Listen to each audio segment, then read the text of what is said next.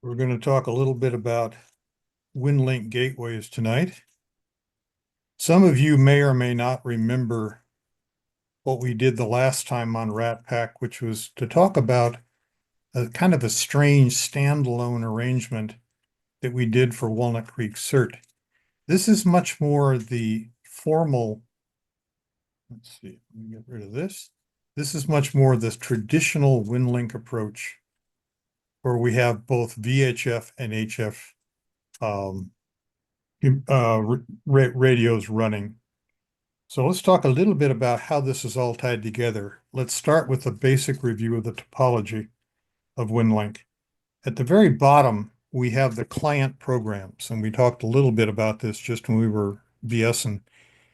You now have a Winlink-like application called WODE, which runs on Winlink on Android or Android cell phones. You have Radio Mail, which is a Winlink lookalike for iOS, and you have Winlink Express. All of these client programs have all of the same message templates, and they have the ability to open up data sessions or data protocol sessions like VARA or Packet or Pactor to send messages out by ham radio. And where they send them are to what are called gateways. And there are really two different types. RMS Packet here in the middle is for UHF and VHF radios. So you can send your message into this application and have it go right out to the internet. And the reason you want to send it to the internet is there's a common message server at the very top of internet. It's internet only. It's actually on an Amazon web server. And this is the common message repository for all Winlink messages when it's used in the traditional form. RMS Trimode is for HF radios. And RMS Relay is a very innocuous little thing. It's basically a mailbox or can be a temporary post office. But as you will see, it has a lot more duties than just being a post office. But this is the middle layer. Without this, if we go backwards, you get rid of all the ham stuff in the middle. You have a web-based client and you have an email web server. Congratulations, you just reinvented Google. Because that's all it really is. What makes this magic work is the stuff in the middle. And this is all the ham radio gear. So RMS Trimode, RMS Packet, and RMS Relay are the programs that make all of that magic happen. Now, if you think you want to be a Winlink gateway system operator, there is a link on winlink.org fast info. Simply click it and you will get rules and regulations and things of that nature. The biggest rule is that you know how to use Winlink before you start out to be a system operator. Because if you don't know how to use it and then you add this extra complexity, you just increase the load of the volunteer tech support people by a factor of about 10. So we want you to make sure you know about Winlink before you decide you want to be a gateway operator. I'll let you read through this if you're interested. We're not going to do it on the slide. But Steve Waterman is the key, and his link is right there. The real key takeaways from this is you're expected to run this on the air, online, 24/7, 365. It's dedicated equipment, preferably with emergency power. So this is an economic undertaking as well as a ham radio undertaking. There is a Winlink programs group on the net, a Google group. It's really, really important. If you don't know about that, by all means, subscribe to it. It's a font of good information, absolutely wonderful, maintained, and support is key to making this thing work. You will need a general or an extra class license if you're going to do HF. You do not have to have general or extra if you're going to run VHF or UHF. Once you get the approval to be a system operator or gateway operator, you're going to need some programs. This is at the downloads.winlink.org site. Click on Sysop programs, and you get a whole list. There's RMS Packet, RMS Relay, RMS Trimode, which you saw the pictures of. There's also a link to VARA on this site now that never used to be here. VARA used to have to go to Jose's site. There's now a duplicate link on winlink.org. So you have VARA FM and VARA HF right here available to you. So now, depending on the type of gateway you're going to run, if you're going to run a VHF, UHF gateway, you are going to need RMS Packet and either or both VARA FM and sound modem for AX.25. And the links to retrieve that are here. You also need to make sure that you get the ptt.dll zip file along with the sound modem file. This will enable your push-to-talk to work, which will not work with just the program. If you're going to run HF gateway, you will need RMS Relay, VARA HF, RMS Trimode, and the ADIF analyzer, which I'll show you how it works. It's a very slick way to display where your connections are coming from and what your performance is. And for all gateways, you should get the link test. And what the link test does is make sure that all of the TCP/IP network and ports are set up correctly to enable you to receive updates and to enable all these programs to be automatically updated, as well as talk to each other. So that's the download section. Now, we start out real simple with a UHF or a VHF gateway. It's simple in concept. You come in by radio through a sound card, and on VHF and UHF, you're usually talking about a signal link or a DRA type master's communication sound card. You go into your computer by USB and you connect to RMS Packet. And then it uses your computer's internet to go out to CMS. Now, UHF and VHF gateways do not automatically forward. They are one hop and stop. It comes in and goes right out to CMS. There's one exception to that on a hybrid gateway, which I am running, and I will show you. Now, before we start this, we have to convince Windows to allow it to happen. And this is where we spend a great deal of time trying to get things fixed many, many times. The key points to this for success is use a USB jack on the main board of the computer rather than, and especially, if you have an unpowered dock or port extender. You can very easily run out of power on an unpowered dock and have erratic performance. You will also probably need to put a ferrite on your USB cables if you don't already do it. Because RFI will also cause you issues. The other key thing is don't change the USB port once you have things set up. If you do, there's a very good chance that Windows will gleefully assume that you want to use your new device and throw away all the settings that you just spent a lot of time creating. Make absolutely certain that the chosen sound card port isn't the system default or the default communication device, and I'm going to talk more about that in a second. You can rename your sound card port to make it easier for you. Instead of USB P&P, which really doesn't stand for plug and pray, you can name it DRA or single link or something of that nature. Really important, in Windows, you need to associate the programs you're running with the correct sound card device and USB port. And the apps need to be running in order for you to do this. You don't need to connect it to the radio, but you have to connect your devices to the computer to allow the computer to associate them to the programs. And set your levels to mid-range. You do not want to absolutely max out either the potentiometers on the sound cards or in Windows. You will add distortion and cause problems. So here's an example of how my system is set up. I actually have a headset jack on my little B-Link, which is on the top right here.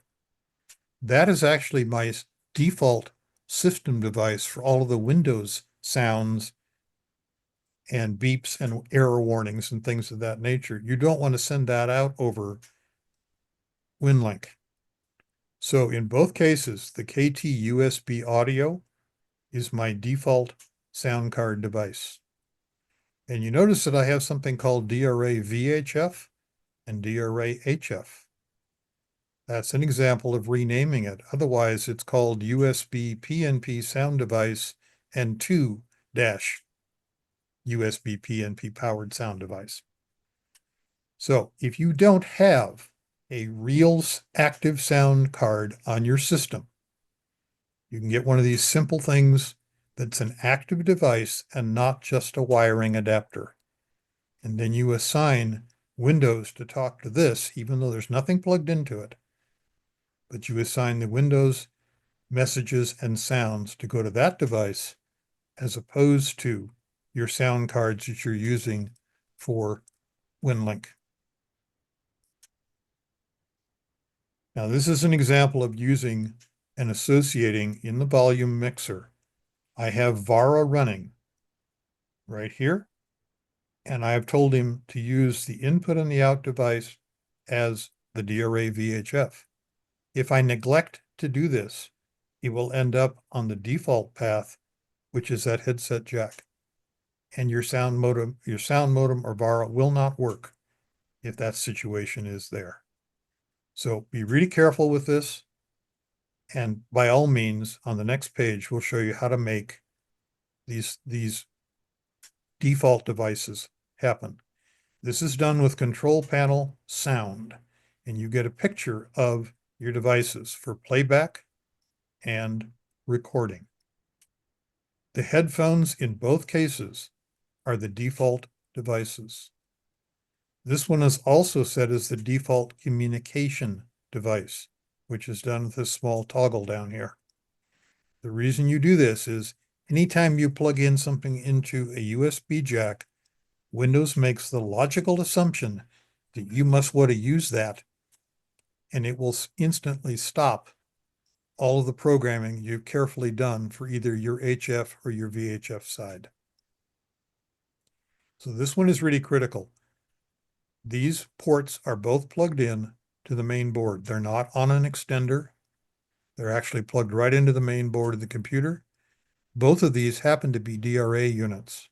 They're actually DRA 50s, but they have a different name because this is the one associated with the VHF side of the gateway, and this is the one associated with the HF side. So we're going to show you how we configure those. This is how you rename them. You select the device, and when you see the name in blue, you can type over it. You can call it VHF. You could call it DRA1. You can call it Ralph if you wished, as long as you know what the name of it is and you know what device and what program it's associated with. So this is done on both the playback and the recording tabs. So what's playback? This is from the computer to the sound card and the radio. And you have settings throughout this, levels, enhancements, advanced, and so forth. We'll go through this. Do not set these pots at full bore 100. Set them down somewhere between 50 and 70 to begin with. As we get closer into calibration, we will be resetting these. Disable any enhancements. You do not want Windows help with bass boost, room corrections, and things of that nature. In the enhancement, this is under the Advanced tab. Use the default format for a sound card, and you turn spatial sound off. Basically, it's simple as possible. Windows, leave the damn thing alone, is really the message. So that's playback. recording is from the sound card in the radio to the computer or the microphone, if you wish. This one's critical. You do not want automatic gain control, especially if you're using VARA. Make sure this box is not checked. Reset the levels again. Do not set them at full bore 100. Set them somewhere between 50 and 70, as you can see. The rest of these are defaults, and that's the extent of the programming. The goal was to associate the program VARA with a specific sound card in Windows. Once you do that, you can proceed with RMS Packet. These are the site properties of RMS Packet. You have your call sign and password, your grid square. In my case, I operate 24/7. My service code, and this one's important, you notice it's public, private, MCOM. If you're running a public gateway, your service code is public. And I have VARA FM, or I have direct access to the TNC, direct access to VARA without any help. I'm going to automatically install things, diagnostics and so forth. This last checkbox on Use RMS Relay, this is on a gateway. So I'm telling my version of RMS Packet that you need to use RMS Relay to get to my internet. If I take this check mark off, as you would if you're running only VHF, you're going to use your computer's internet. Anytime you see 127.0.0.1, it is the default for your computer, the computer that this program is installed on. The last thing is use an external email so the system Winlink people can get a hold of you. Do not use an ARRL forwarding email when you do this. That has a tendency to crash and did crash as a result of ARRL's IT issues.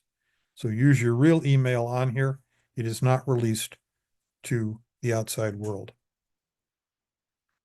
Now, if you're going to run Packet, which is AX.25, you have to tell RMS Packet how to get a hold of Sound Modem. And so here's the information as to how to get this to work. You tell him where Sound Modem's located. You tell him to automatically launch it when this comes up. And then you can put on a port call sign. Now, this is the only place that you're really allowed to use an SSID in Winlink is on VHF gateways. So I can say, if you want to reach me on Packet, you use K9ONR-10 as the destination. If I say use K9ONR, that is my VARA port. So this is the only place where you use a very specific SSID-based call sign. The frequency I use is 145.630, and the rest of this is pretty straightforward. So basically with this, you tell him what kind of TNC you have. You give the example of, you give the path to Sound Modem, and you specify the call sign. If you don't have Packet and want to use just VARA, there is a choice under the TNC type to use just VARA. And you notice my choice of port call sign is grayed out. I can't select it. So the destination is actually going to be K9ONR, not -1. That's, I don't know why that's there, but it's a bit of a goof. Same frequency. So this would be a way of determining whether you're going to do either VARA or AX.25 sound modem or both.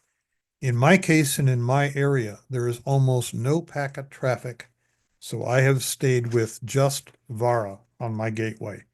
Your mileage and your area may differ. If you want to continue on with Packet, this is the sound modem settings, the sound modem program. You need to tell it which input and output device to use. And I want you to use the VHF USB device and make sure you enable the IP address 8100 is enabled. I'm using a DRA 50, which has hardware push to talk. So my port is actually an external device that provides push to talk. And you can test it by pushing the test button. Your radio should key up. All of these modem settings are the defaults that come with Sound Modem. You don't need to play with it. If you've done it right, you should see Sound Modem running. You should see a waterfall, and you should see packet traffic if there is any. Quite interesting, this is a very elaborate group that comes out of Auburn area, W6SAR-10 and so forth. It's really interesting. I've attempted to send email to these people on numerous occasions because I was concerned that my gateway might be interfering with them, and none of them answer any emails. Don't know what the story is there. But anyway, that is packet and sound modem. Now we're going to move on to VARA. So I'm back in RMS Packet at the VARA FM Settings page. The first thing we're going to do is make sure we enable it. And you notice the host is again 127.0.0.1, meaning it's the computer that I'm actually on right now. 8300, 8301.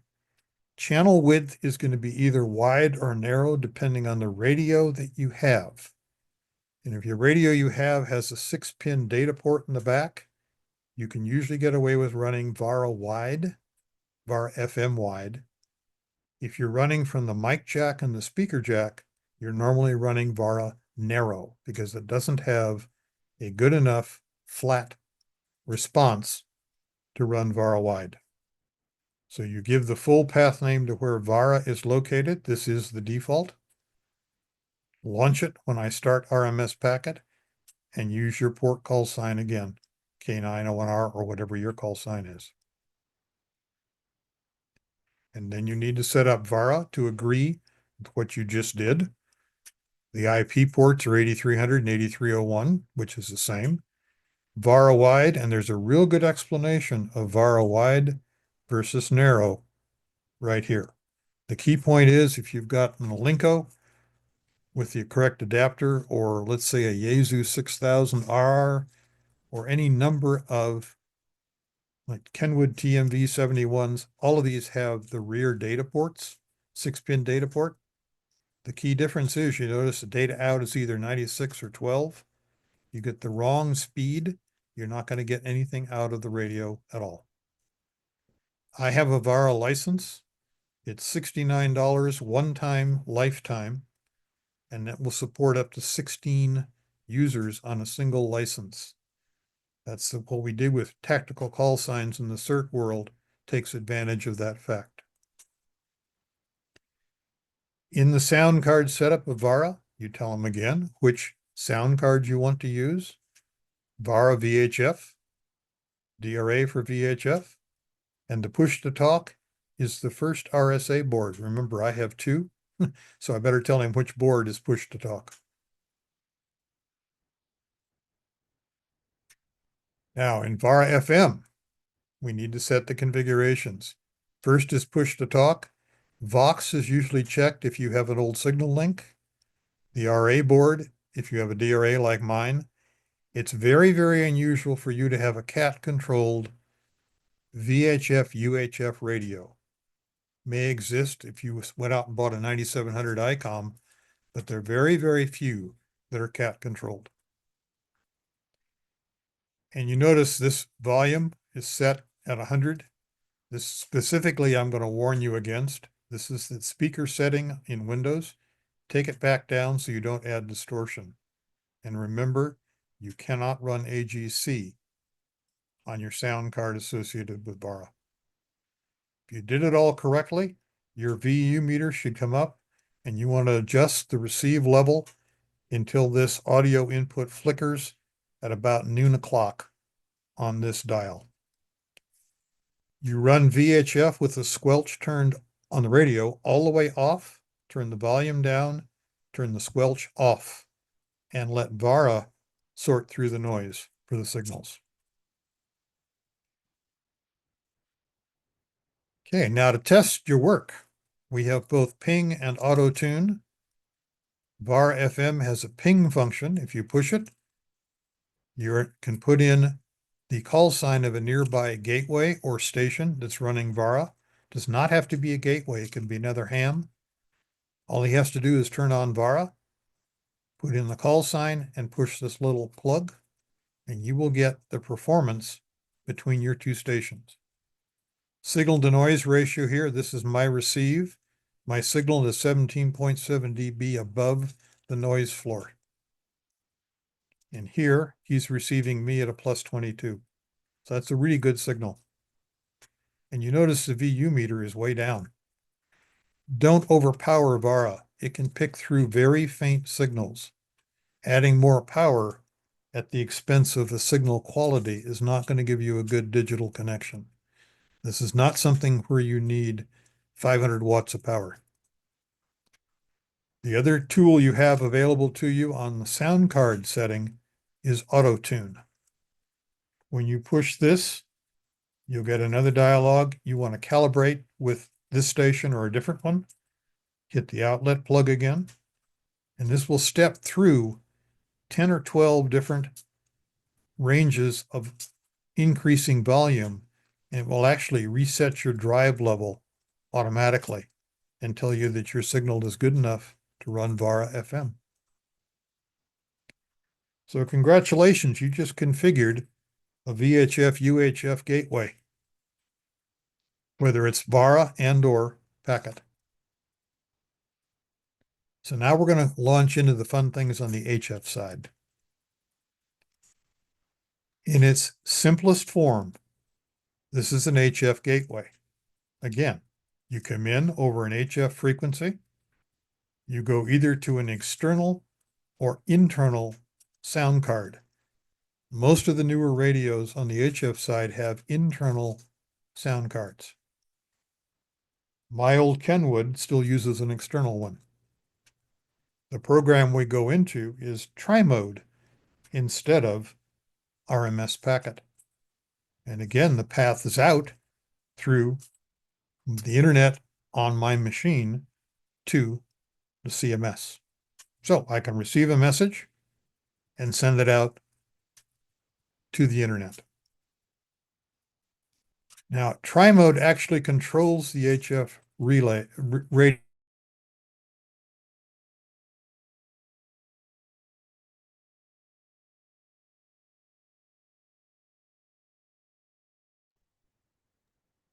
John, you froze. Need a separate USB jack to do cat control. And it's actually a USB to COM port emulator.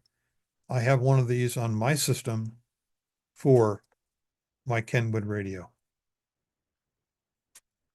I just got a pop-up saying my internet is unstable. Hopefully I won't drop you guys.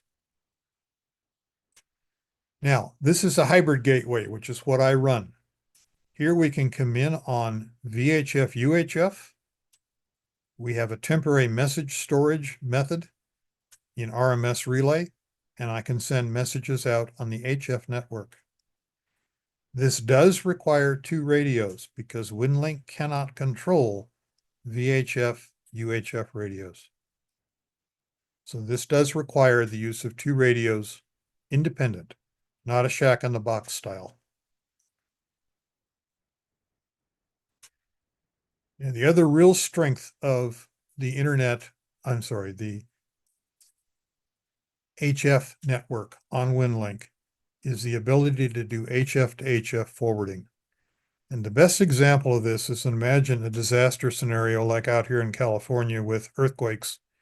We can get a message into an area in a damage by HF radio, in part of the damage area. We would temporarily store it in RMS Relay. And then, of course, the initial connection drops. But I don't have any internet in my area or in my particular system. All I have is an HF relay, HF radio. What I'm really trying to do is to find another distant copy of Trimode that does have internet access. And on this process is actually automatic. My system will go out and try to find any other copy of Trimode that it can and to get the message through and out to the internet.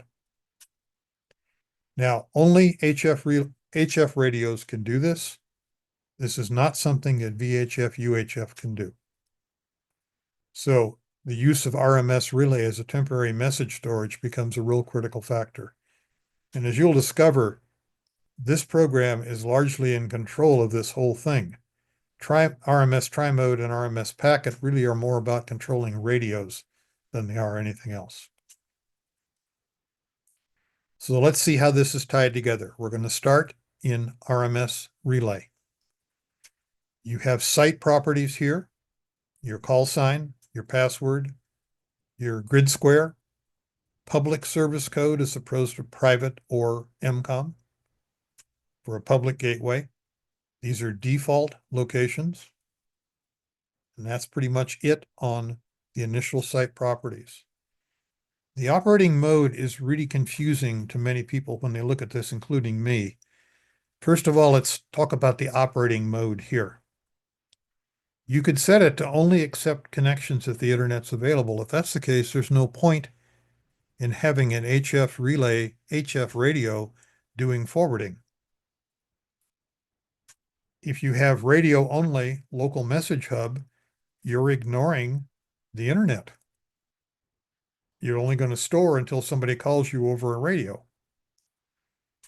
The best choice that on my gateway is I hold messages for internet access. I'm going to store them until the internet's available and then send them. The CERT network is standalone, which means you only have to check this box and RMS Relay becomes a local post office instead. The second part of this is what you do with HF radios. You either don't forward via HF or you forward via HF to another RMS that's connected to the internet. That sounds good, but that would ignore the fact that you're connected to the internet. So my choices here is I operate as a node in the Winlink hybrid network, meaning if I can send it to the internet directly myself, I will. If I can't, I'll go find an RMS gateway that can. So I automatically enable that operation to happen. I tell Trimode to start, and all of these ports are defaults. And now, do I have a Pactor modem or do I only have VARA HF? My case, I only have VARA HF. So that now is telling it how Trimode is supposed to run and how messages are supposed to be handled. The next, we set up Trimode itself. Base call sign is already filled in for you. Grid square. This is automatically update beta versions. This ADIF log is the performance measurement software. RMS HF Analyzer is an older version of it. I'll show you how ADIF works. It's kind of slick. And we use RMS Relay. We let RMS Relay control it. And all of these are default ports and default IP addresses. This would let RMS Relay control Trimode. Now, RMS Relay also tells Trimode what bands it's allowed to use. This is slightly strange. You can exclude frequency ranges, you can restrict them to only certain ranges, or you can say which ones are allowed. I simply cut and pasted the ones I want to use right over to here. One line per frequency band. And then you set up Trimode to what you want to scan. We have to talk a little bit about this because it's more complicated than just assigning a frequency. Let's do that next. On HF, we have to deal with FCC section 97.221. And this causes a fair amount of confusion. Basically, we are doing an automatically controlled digital station, which is where we get ACDS. So the first part of what FCC tells you is what it doesn't apply to. Then it tells you what it does apply to. So on the 6-meter or shorter wavelength, yeah, you can do it. And then it gets very prescriptive and restricted on what you can do in very narrow segments on the rest of these. This is the ACDS rules here. On this section here, 97.303H is only specific to the channelized 60-meter assignments. So let's deal with this first. If you're outside these very restrictive frequencies, you have to use 500 hertz or narrow bandwidth settings if you're outside the ACDS range.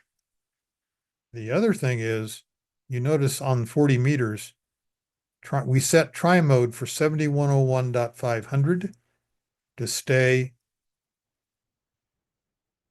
in this, but this looks different. This doesn't look like I'm in the right place. But what it's doing is it's offsetting the radio frequency to 7100. So I am correctly within the range. And we'll show you why this is necessary. These are actually my settings. So here's 80 meters. I can go wide because this frequency is inside the ACDS range. But I only run it on 3 to 1800 hours UTC, which amounts to nighttime Pacific time. I don't have PACTOR, I don't have RDOP, but I do run VARA, and I don't use robust packet.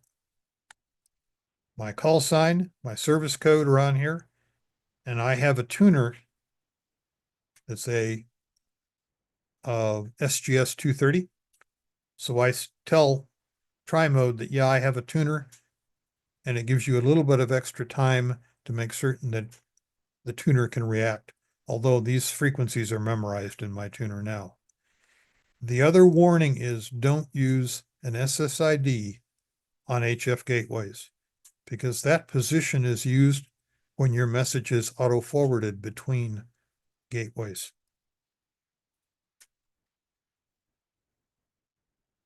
Now, let's talk about this center frequency versus the USB dial. There's 1500 cycles of difference between these two, all of these. 109, 107.5 to 109 and so forth.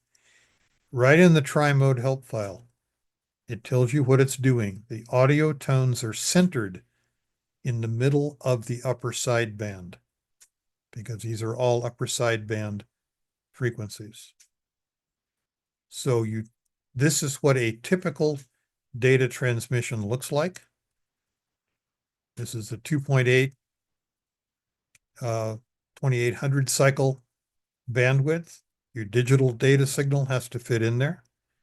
The center of the frequency, channel rather, is actually the center of the upper sideband. That's the reason the offset is there. It centers it on the upper sideband to where you get 1500 this way and 1500 that way. And you notice how narrow this is. Our limits are 7100 to 7105. That's that little slice, right? It's about as wide as that blue arrow, right in here in this blue section going down. This is a hard one to understand, but we're talking about the upper sideband. So the center of the channel is equal to the center of the upper sideband. So now we get 40 meters where we have really, really tight from 7100 to 7105 is our limit. If we plug these in at the center of the channel, we actually can't quite squeeze in 2 of those in that range. Now, if we could convince all the operators to use only 2300 wide channels, and you did a lot of math, you might be able to get 2 frequencies, 2 sessions running simultaneously in that very narrow range. 80 meters has more room, which I'll show you on the next slide. But understand that your task when you're setting up your gateway, you assign the gateway scanning frequencies. The Winlink development staff doesn't do it. If you can imagine, that would take a full-time persons and a whole lot of effort to get that done. You need to stay in line with the section 97.221 requirements. You need to minimize interference with your peers whenever possible and maximize the full usage of these very limited slots. If you put a 500 wide channel right here in the middle, you just wiped out the entire 40 meter spectrum that are available to ACDS users. So you have sources on winlink.org, the tools, the RMS list. It'll let you download everything. It'll map it by protocol. It'll show you who's nearby to you. It'll give you a lot of good information. But if you think about worldwide, there's over 340 VARA gateways looking at 40 meters and easily another 170 or more on PACTOR, all trying to cram their signals into that very small slice.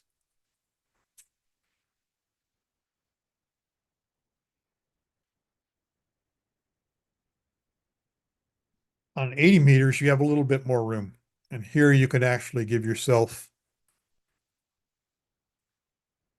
I'm going to take just a second to make sure that you folks are hearing me because I just got a text. One quick second here.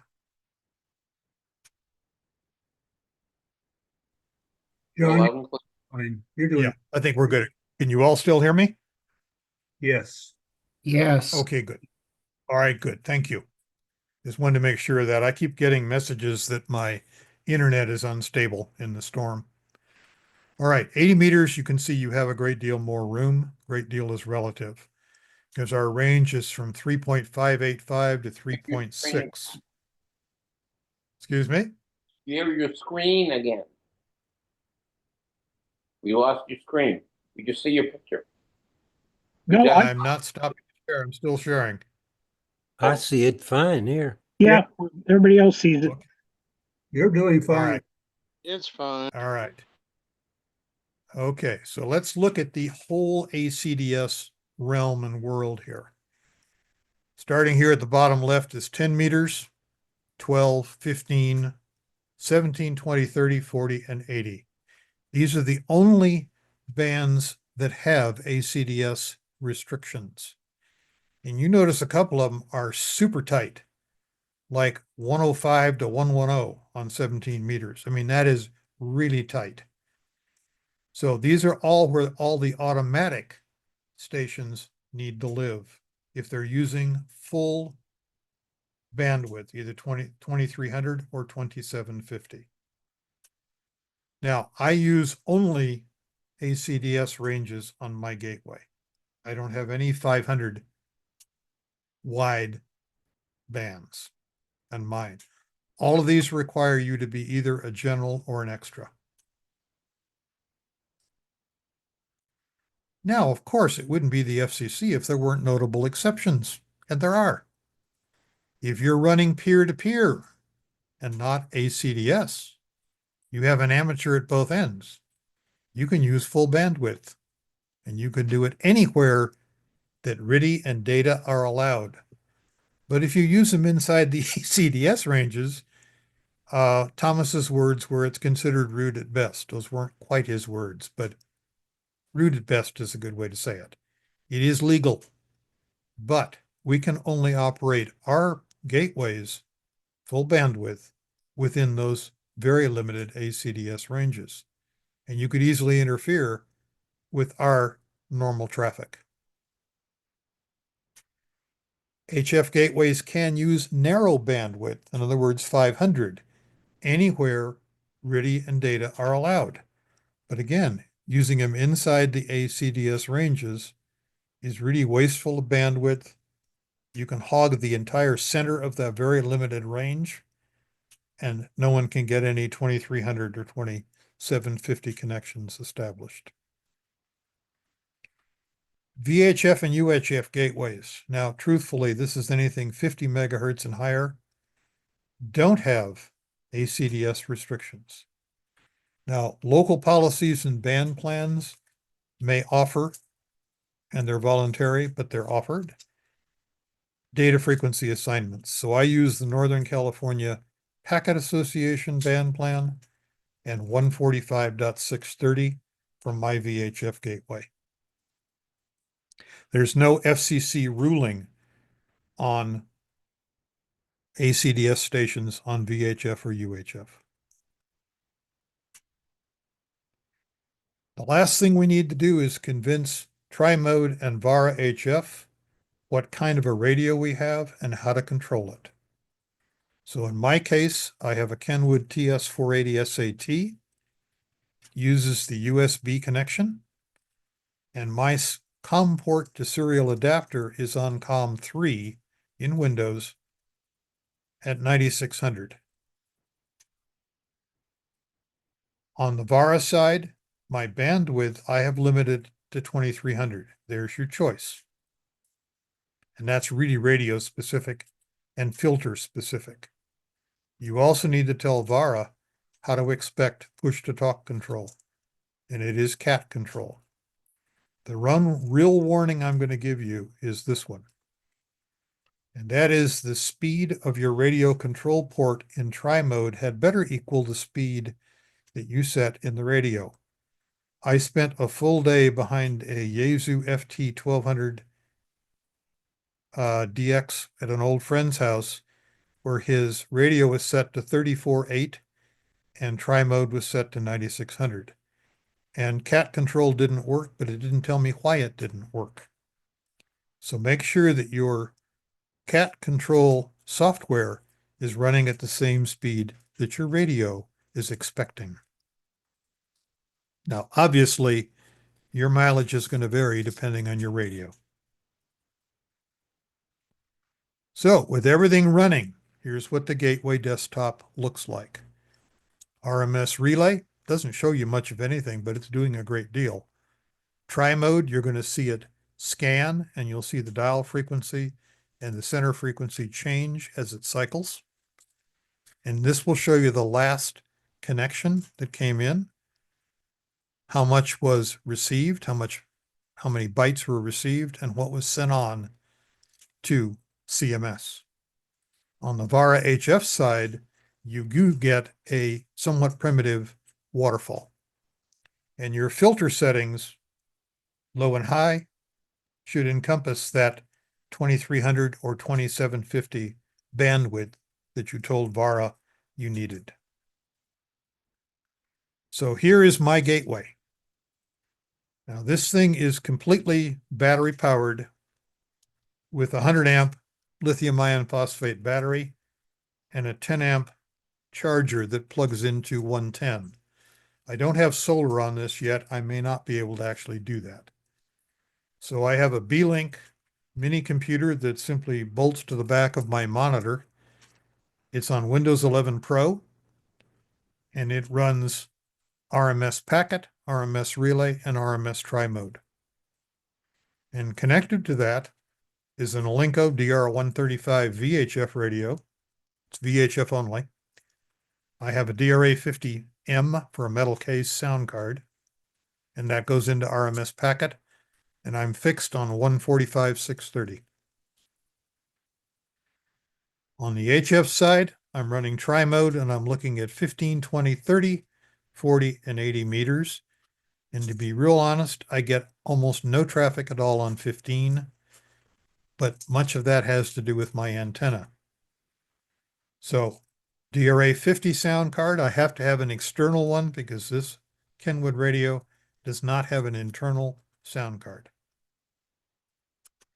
So this is my auto tuner mounted on the outside of the house. And since its initial picture was taken, I now have a cover for it. And that goes out to 49 feet of wire strung under my eaves. And that's the most antenna I can do in my HOA environment. Now, you'd think that really doesn't work too well, but you'd be surprised. Now, this whole thing is powered off the battery. So when I lose commercial power, my gateway stays up. I do lose the internet, but I have Trimode and HF running, which means rather than going out to the internet directly, I simply go find myself another HF radio with Trimode running and send my message out. So let's take a live look at what the gateway looks like and look at ADIF Analyzer. Let me stop here. I'm going to stop this share and bring up another one.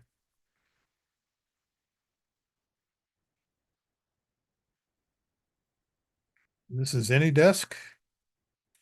And what I've got here on the left-hand side is RMS Packet and VARA FM.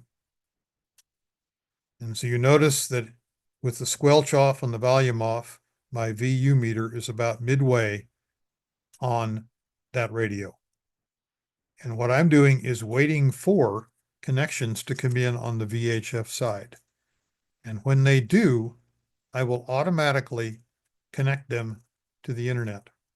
And I just did a test to prove that RMS Relay is working and it will connect me to the internet, to CMS. On the right side of the screen is the HF side.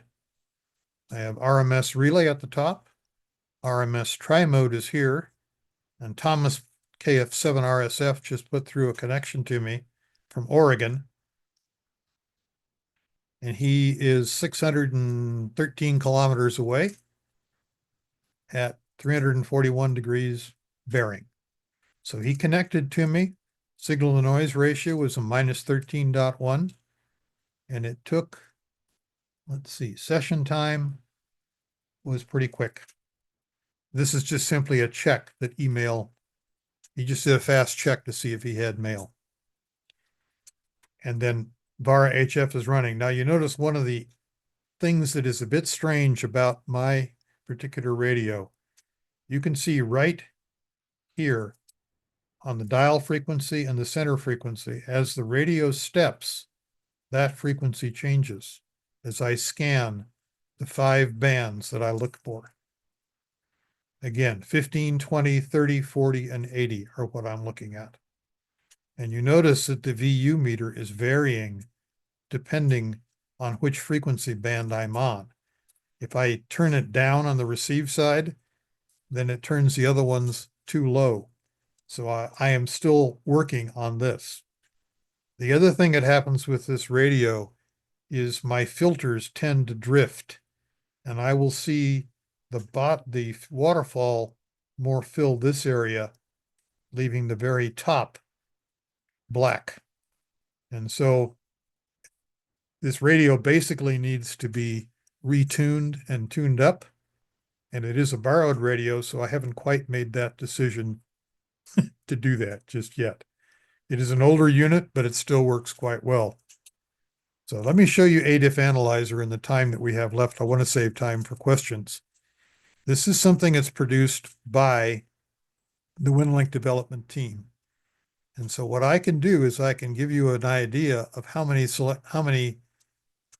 where my connections are coming from, and as well as what frequencies are used. So you can see by far the most popular is 40 meters on my gateway. I have a little bit of traffic on 15, but the bulk of it is on 20, 30, 40, and 80. And as time progresses, I may decide, let's just give up on 15 and go with these.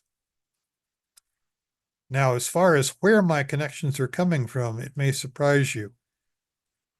I have a pretty wide reception from folks as far east as Montana. Each one of these little pins can be clicked. This is part of the mapping that Winlink provides. You can click on it, get call signs, distances, and so forth. This is about as far east from N7 CTF, and he was about 1,000 kilometers away. The other one that's really interesting is I have a sailor returning from the Transpac sailboat race down here, headed back from Hawaii, or heading to Hawaii, I'm not sure.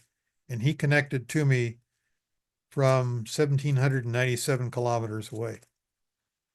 That was kind of interesting. But basically, my gateway and my antenna, being what it is really a sky burner at best. Most of my stuff will come in from anywhere from 500 to 1,000. So let me find the range. So that's another one of the reports.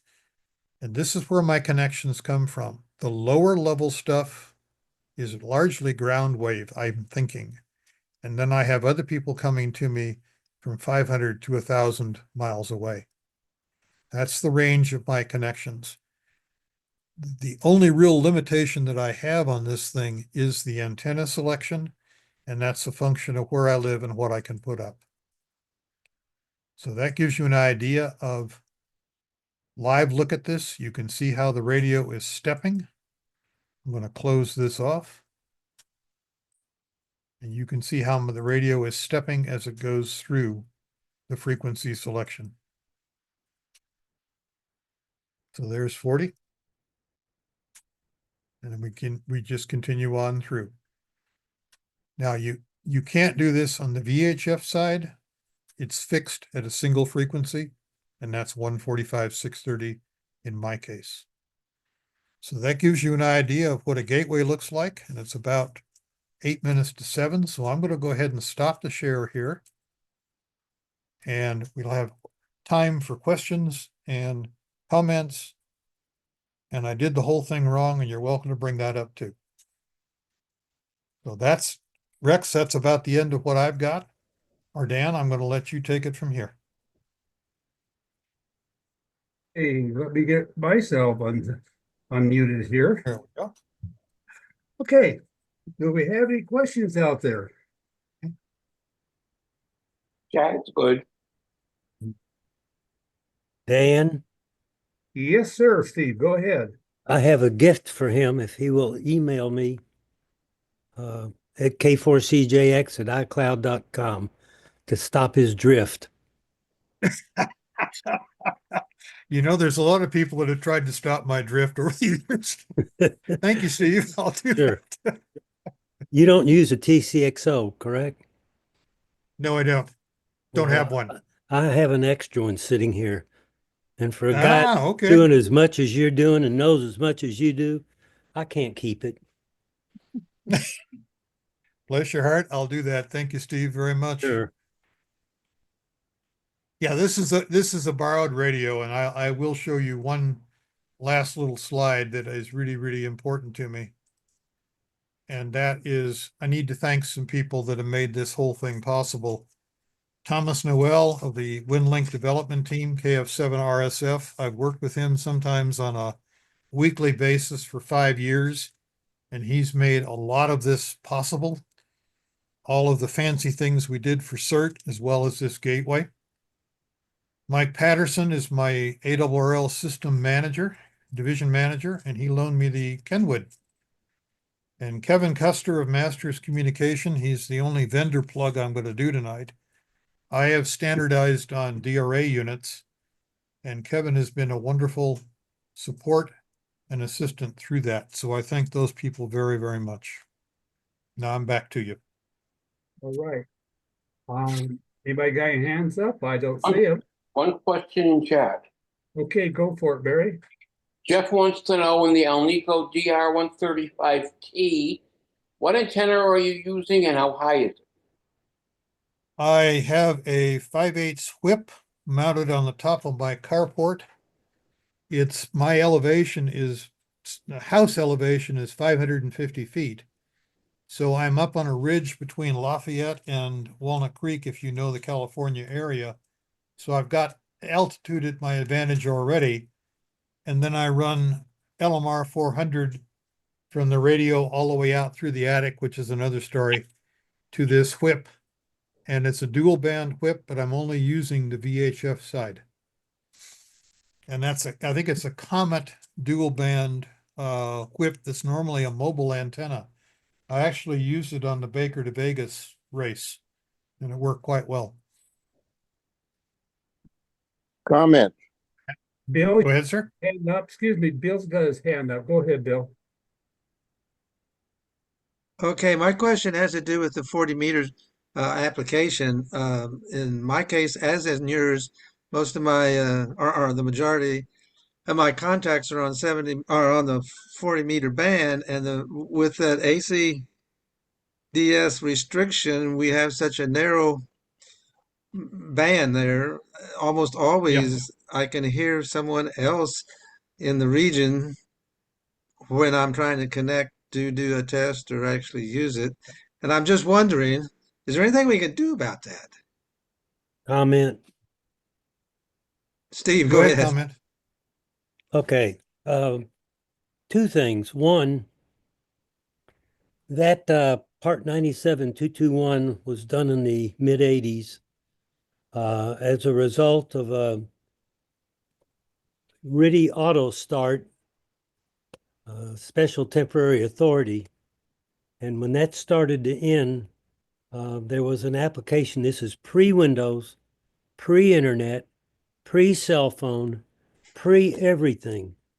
The only thing that was commercially available would be ATT voice high Cs, Globe Wireless, very slow data, and some other carriers, WLO, and some other very slow carriers.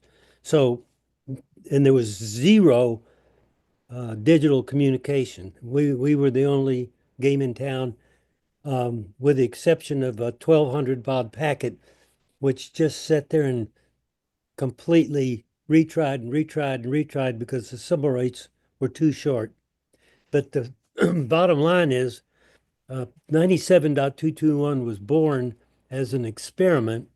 And obviously today, with over 246, I'm sorry, radio message servers, all scanning 40 meters from 2.3 to 2.75 kilohertz, knowing that you have to have it somewhere around 100, 200 hertz on each band edge at a 24 dB, negative dB rating. So you don't have any space. Right. And the FCC realizes that. And I muster up enough energy. I'm going to write a request for a notice of inquiry, NOI, which may lead to enough positive comments to get some additional space, because there's a liability, not a real liability, but a liability issue, in that if something really did occur, even though the amateur service is not an emergency service, it still is used as such, and people's lives and property could be severely affected in some instances if extraordinary resiliency was needed in an emergency, and you couldn't do it because the RMS gateways don't have any other frequencies but what they're supposed to have in their system.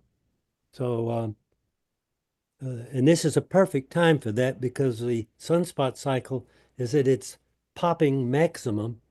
And so if you looked at the open session screen on VARA at the forecast for a station maybe 400 or 500 miles from yourself, you'll see that maybe 2 or 3 of their scanning frequencies on different parts of the spectrum are all available. That's a good thing and a bad thing. It's a good thing because you can reach them on more than one frequency. It's a bad thing because when somebody gets on there, it jams everybody else up for a longer distance. So, so there's a lot that needs to be done with that. The government did create another service that allows that alleviates that issue, and as a ham, you can join that other service through an authority having jurisdiction at a county or state level, or as a federal level, or there's other ways you can join through critical infrastructure like hospitals, carriers, Walmart, whatever. There's other ways you can join that called the CISA shares system, which has a Winlink system that dwarfs amateur radio, and that's true also in other countries.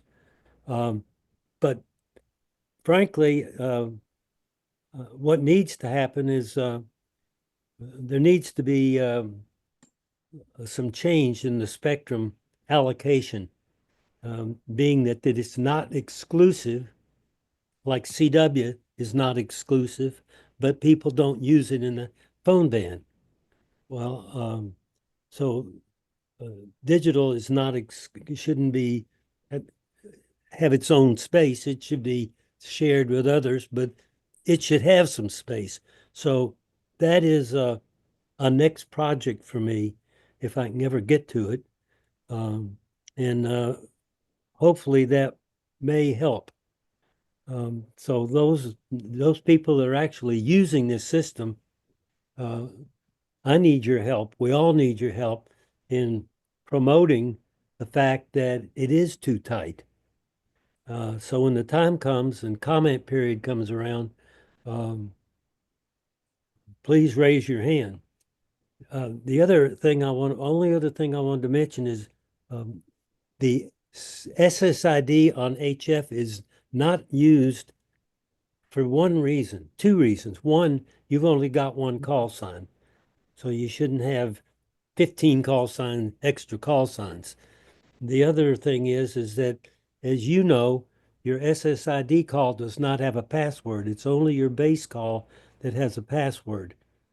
So,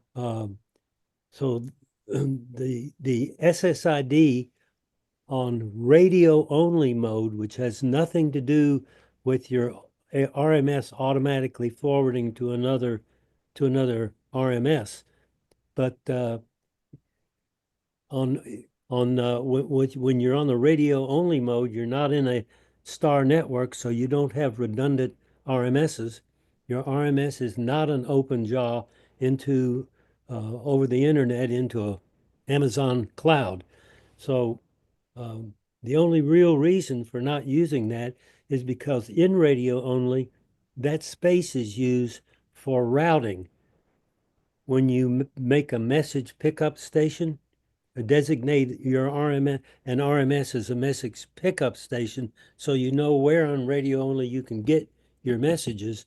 That routing to those RMSs that you've chosen is what that SSID field is used for.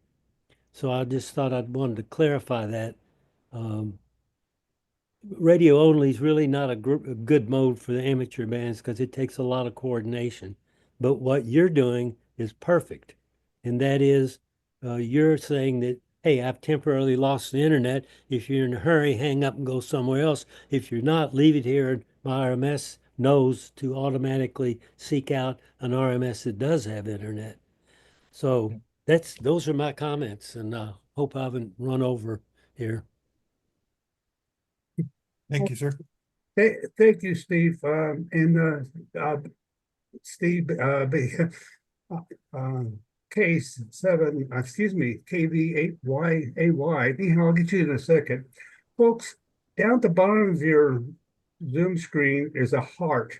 It says react. When you click on that, you'll get your ability to raise your hand. Please raise your hand rather than just jumping in. If you have a camera and you don't have video problems, please turn your camera on. So with all that, I want to turn it over to Steve. He's got a question. I guess that's KB8AY. Go ahead. Yes, hi, thanks. I run 3 RMSs out of one computer.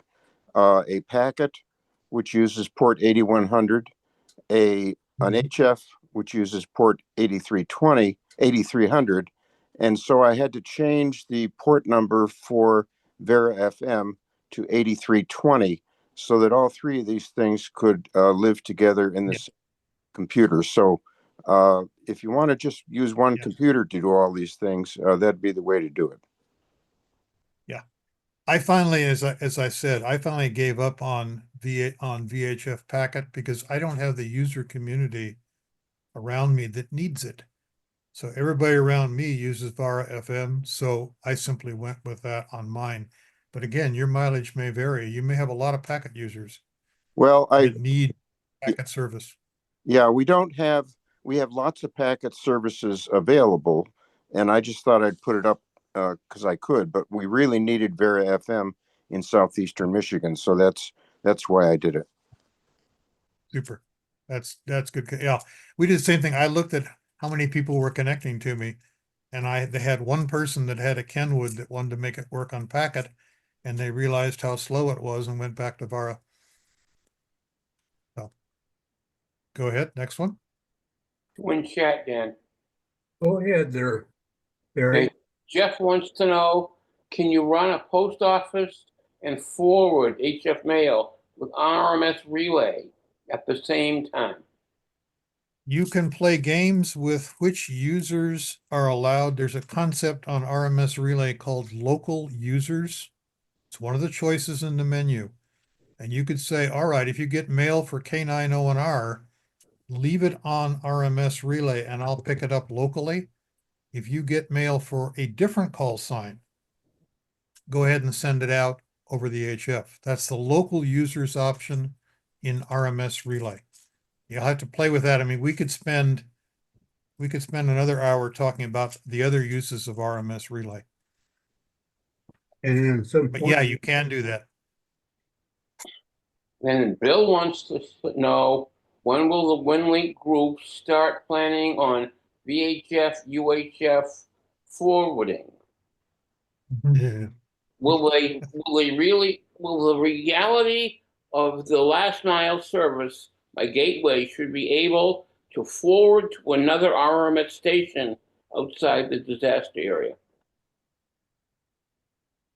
I would ask you this, if VHF and UHF are line of sight, how many jumps would you like to make? That's why HF is so important.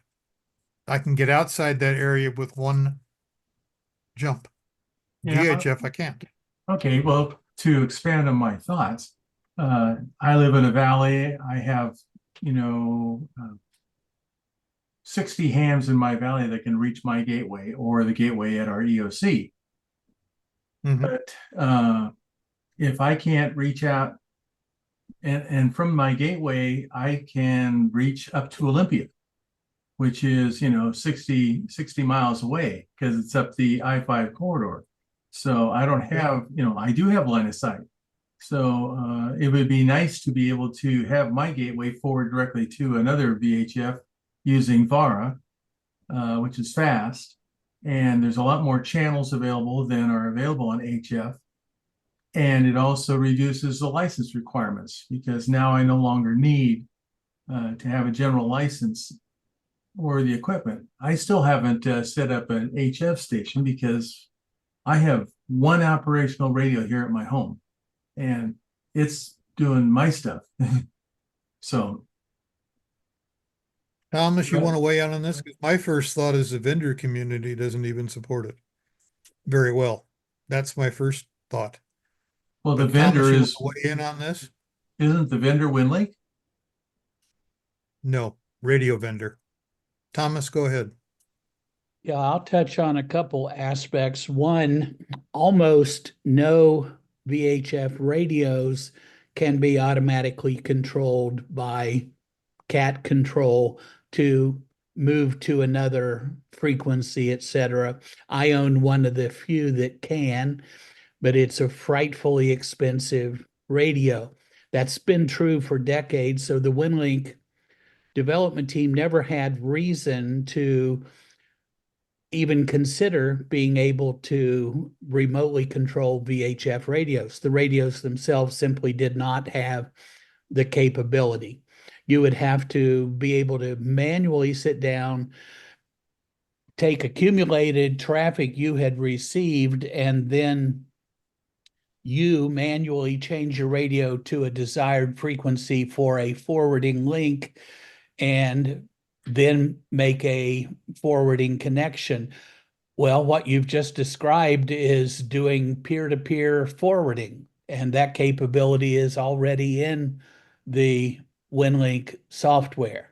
You can, it can't be done by an automatically controlled gateway because that would mean the software has to be able to seize control of the radio, change its frequency, control push to talk, etc. And that's just not available in well over 90, probably 95% of all VHF radios lack that capability. It's just not likely to happen.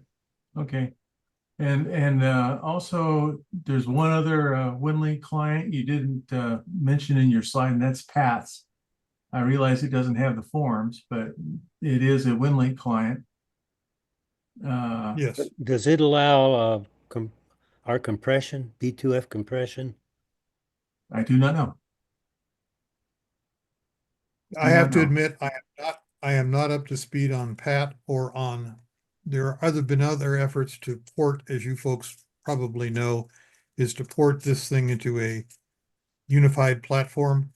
What we have is 3 separate programs, WinLink Express, WODE, and Radio Mail, that all do sort of the same thing with the same templates, but they are separate animals.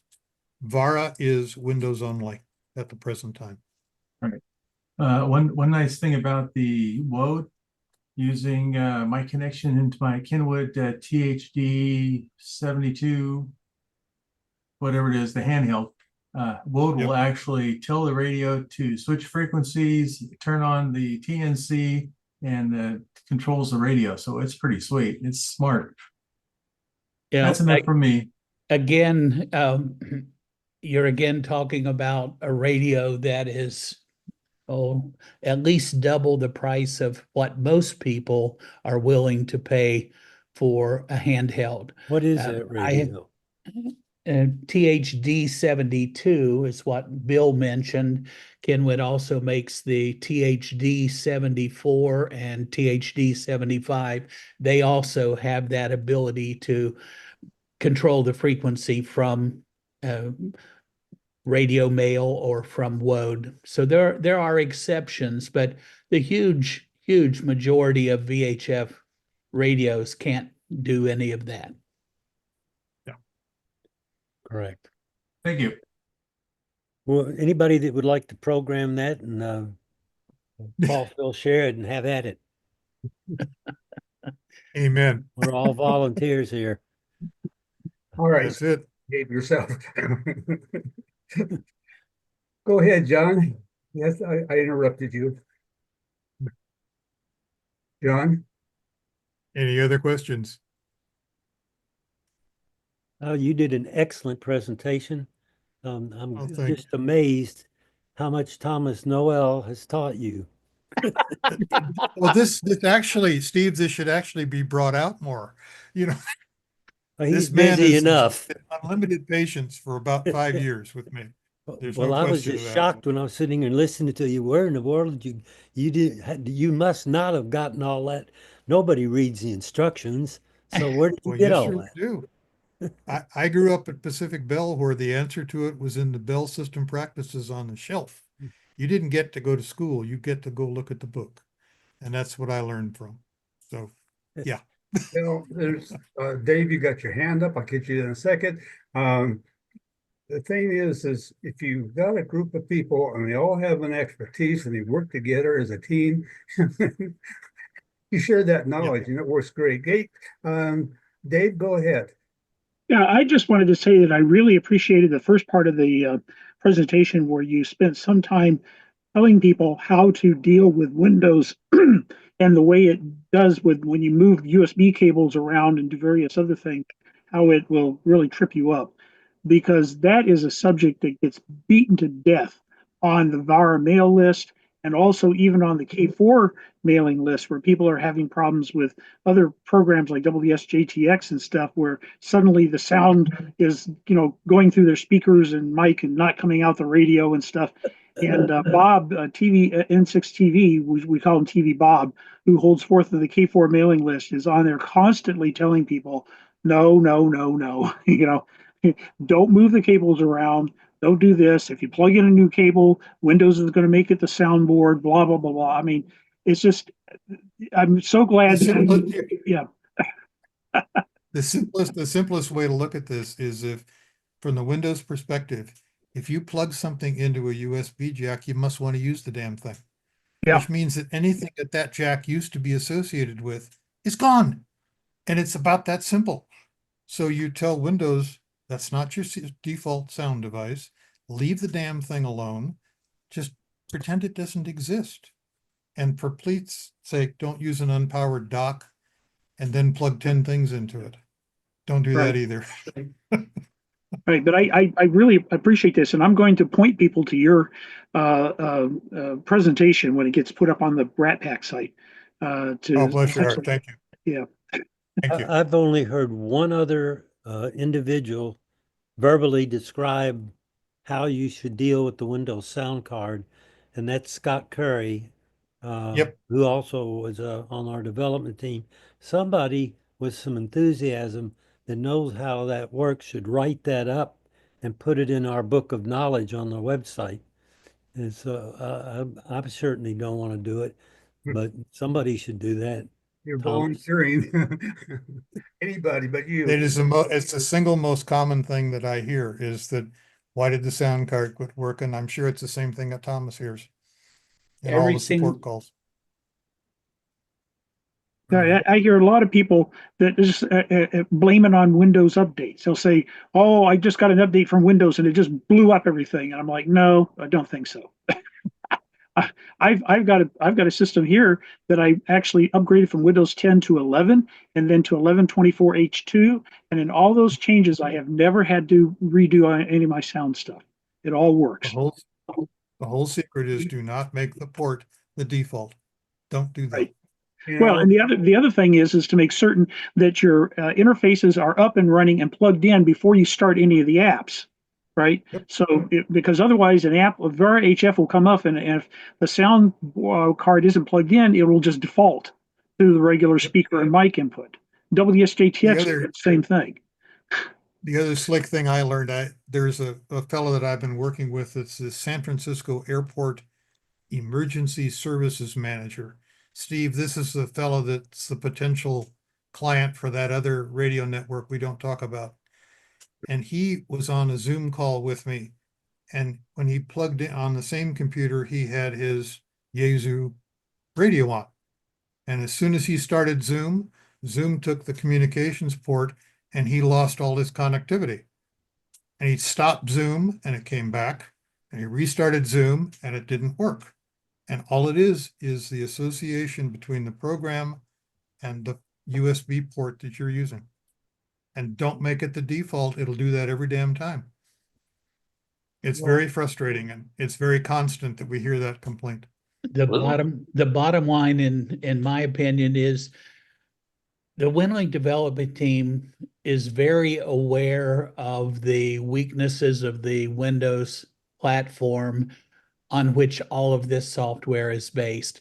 There's been an active, strong recruiting effort for years to get additional programmers involved in rewriting the entire code base in a modern programming language and making this a platform agnostic suite of programs.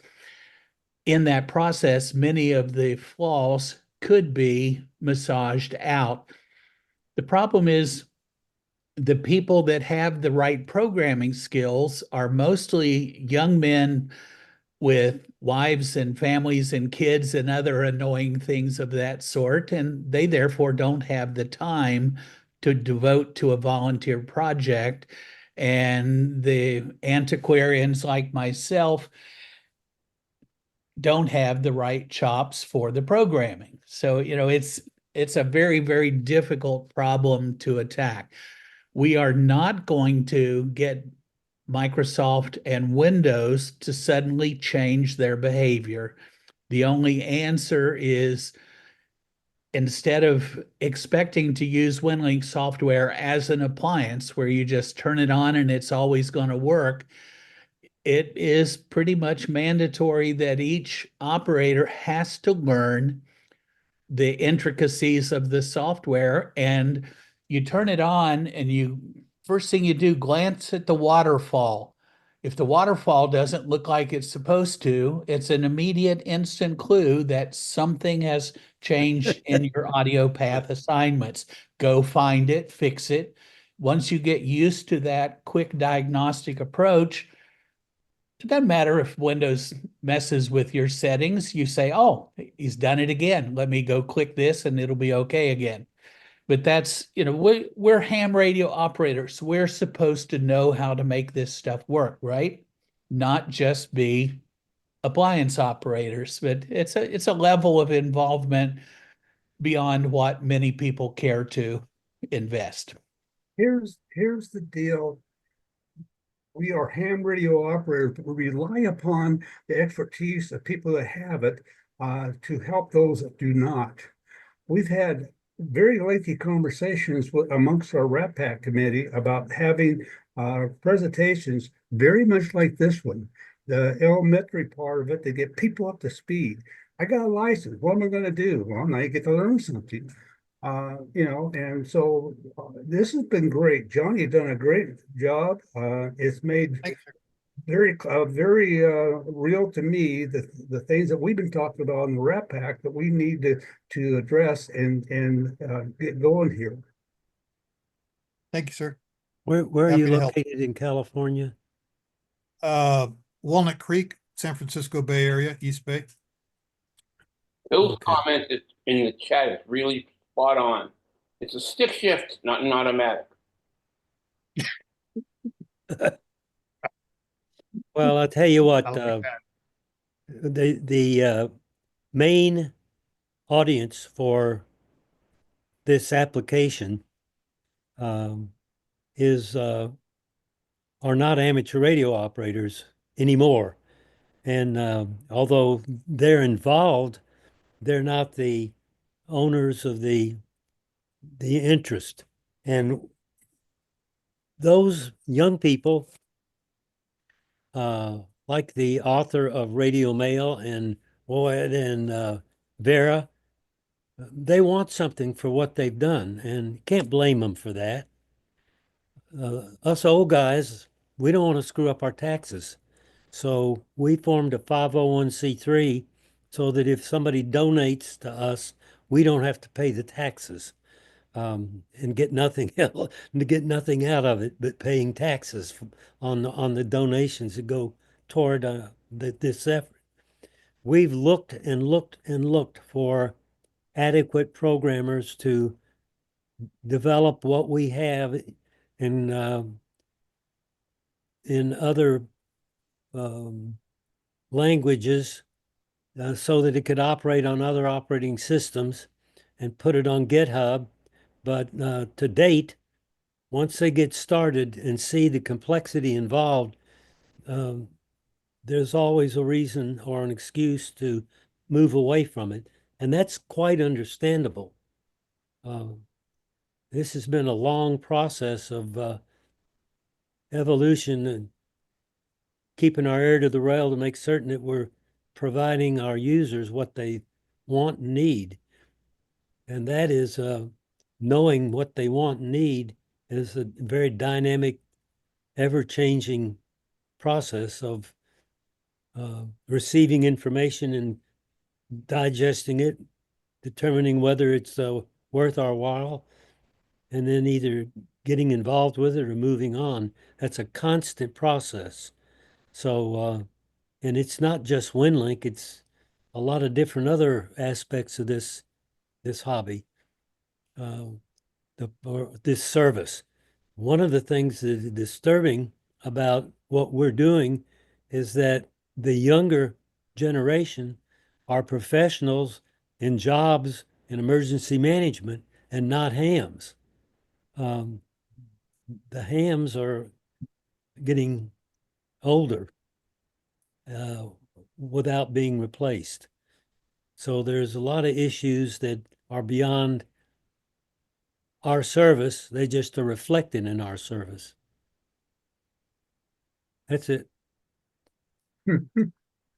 That's it? That's all there is? That's it. Nothing new there, but needs to be said. All right. Are there any more? We're running over, but it's been a great presentation. Get some good questions here. Are there any more questions? How are we doing, Barry? How are we doing in chat? We're all good in chat.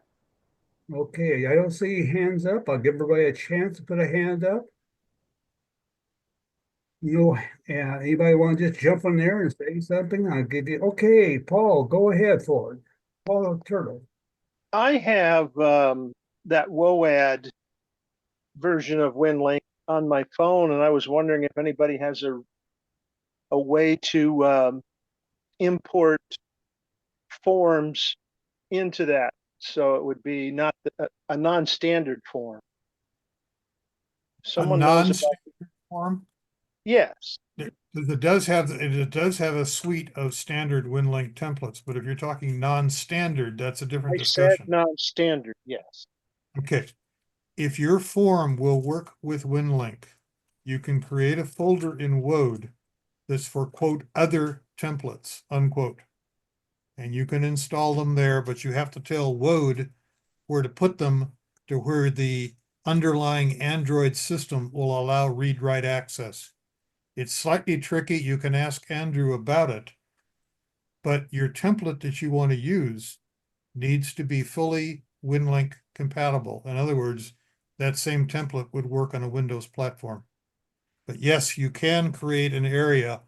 We have cert templates as an example, windshield surveys and things like that, that are external custom templates installed for all of our users by following that convention. But what's the recipe for that? How do you get it in there? Okay. Did you write your own template? We wrote plain text templates that work fine with Winlink. With insertion tags. Yes, they work fine. Okay, so you wrote them in JavaScript and you have the convention of the we wrote them with Notepad Plus. It's just a plain text template with Winlink insertion tags. John, he's talking about templates written according to the pretty straightforward, simple instructions that are in the Winlink help files that tells you all the different insertion tags that can be used, etc.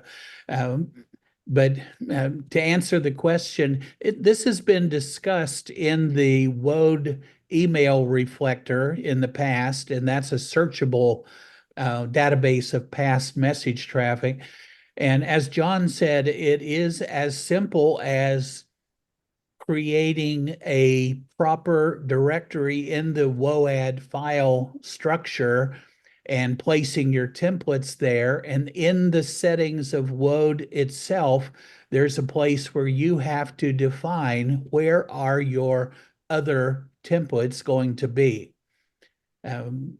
I have the program. I keep a working copy of Wode, of Radio Mail, of Winlink, because I do tech support on all the platforms.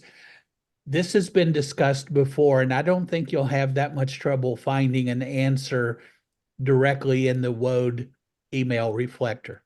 Oh, look there. I just realized that LA 7UM Finn from Norway is in here. He's another WinLink.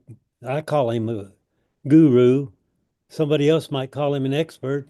Somebody else might call him something else, but I wanted to give him some recognition here because this guy, I don't know where he picks it all up, but he certainly knows how to, he's helped a lot of people.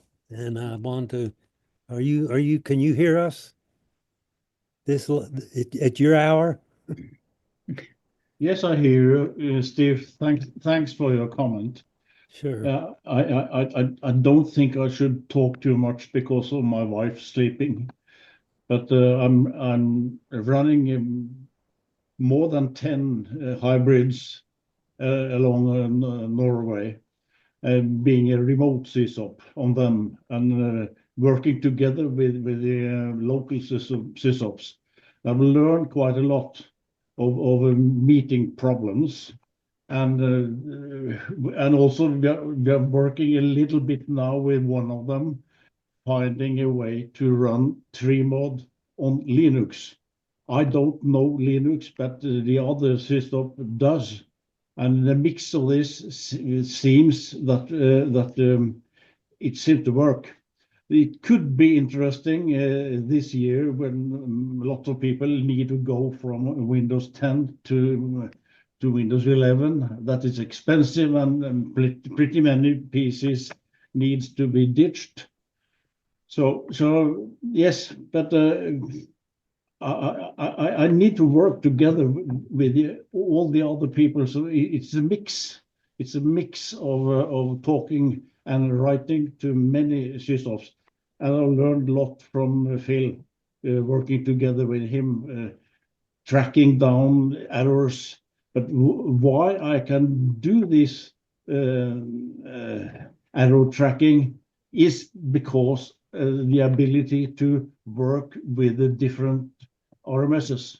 A set of one, change one of them to be a client, and operate it in a direction to another RMS, and switch vice versa. And this way I can see how the mails are being treated when they move. I use ADIF to track them down, and that has helped in many cases. And Phil often says, I can't actually do what I do. So the mix of working together with Phil has been productive, if that is a correct word. Well, thank you. You got a country near you, Sweden, that's getting involved on the non-amateur side. I don't know whether you're aware of that or not. Well, good to see you here, and thank you for being here. Thank you. I'm a violinist from my professional career. It's always good to see you, Finn. Always. Okay. Thank you. Always looking around for another hand up. Barry's going to tell me there's nothing in chat. There's nothing in chat. So at that, and we've shot the hour over a ways, but we've had a good presentation tonight. So I'm going to say 73 is everybody. Pull the plug, and hopefully get to see you guys next Wednesday.